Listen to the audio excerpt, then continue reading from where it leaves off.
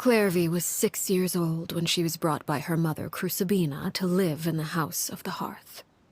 From the outside, it seemed like a fairy tale. A thriving family made up of kind adults and friendly children. Crucibina was the knave at that time, and the House of the Hearth was under her control. She was Clairvy's mother by blood, but she was also the mother to all the children in the house. Clairvy was happy here, for a time. But she quickly realized that being part of this family wasn't a fairy tale at all. It was a kind of purgatory. Purgatory? Exactly. The House of the Hearth takes in war orphans from all over Teyvat. But as for how to raise them, that depends entirely on the person in charge. Crucibina came up with a novel idea. She would teach the children to fight, force them to duel each other, and then crown as the king of the house the child who proved themselves most worthy of inheriting her title. It's difficult to estimate the number of children who died or were maimed in the process. There's little I can say about the ones who died. The ones that emerged with permanent injuries, on the other hand, well, they still served a purpose. They would be handed over to the doctor to be experimented on, or sent away on dangerous missions. Nothing more than tools to be used and then discarded. So those were the experiments Clairvy was talking about. But what actually happened to her? You said that Clairvy was Crucibina's daughter, so if Clairvy tried to convince her to stop what she was doing, Crucibina probably would have listened, right? Despite being Clairvy's mother, Crucibina cared little for her daughter.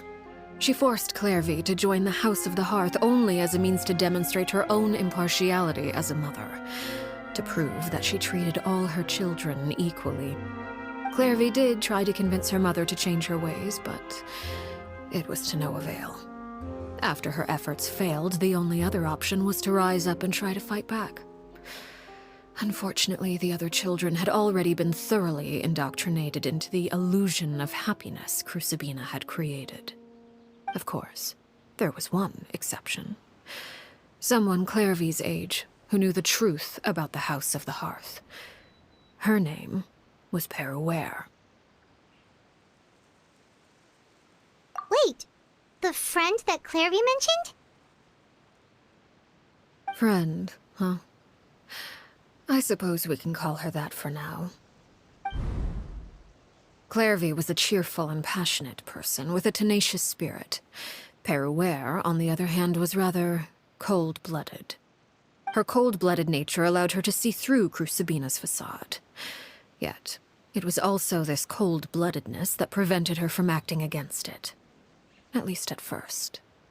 While Clairvy longed for freedom, Peruere was convinced that, amid all the fighting and violence, she would make it until the end. Despite their differences, the two became fast friends, united by their knowledge of the truth. Clairvy told Peruere that she hoped to create a real family, where no one would be killed or sacrificed.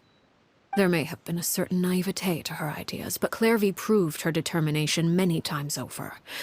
She tried countless times to run away, ask for help, or expose the truth. But her efforts only earned her beating after beating. The only thing that kept her going was her strength of will. Even with her body racked with pain, she would still stand on her tiptoes and open the window at night. She and Peruere would look out at the moon together, a fierce longing for freedom shining in her eyes. But one day that light simply vanished. Oh no. What happened? Her hopelessness resulted from a culmination of things. 10 years had passed. 10 years worth of failure after failure. She and Peruere weren't children anymore, but finding any chance to escape still seemed as hopeless as ever. It was during this time that Peruere suggested a new plan.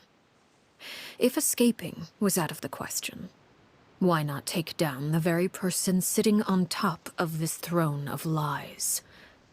Mother herself.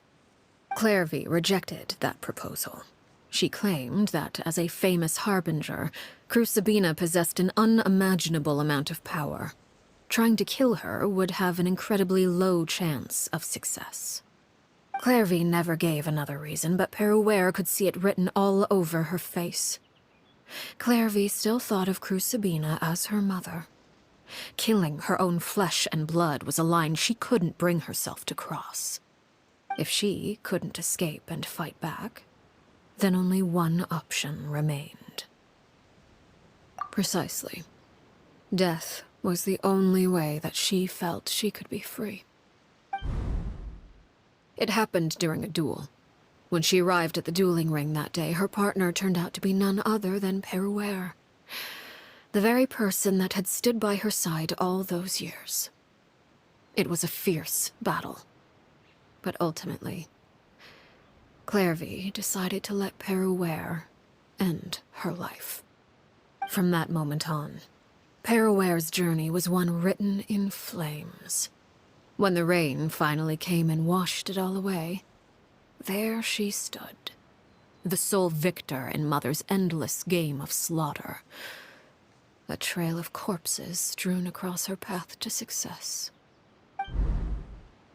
It was the very result she had predicted 10 years prior. Even then, she believed she would make it until the end. She wasn't surprised by the fact that she emerged as Mother's undisputed heir. Rather, her success left her with an inexplicable sense of restlessness. She was unsettled, and there was only one thing that could quell that sensation. Perhaps you two would like to take a guess as to what it was? Crucibina, you mean? But...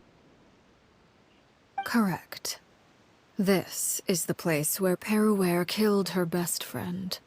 A mere year later, this is also the place where she fought tooth and nail to kill the mother they shared.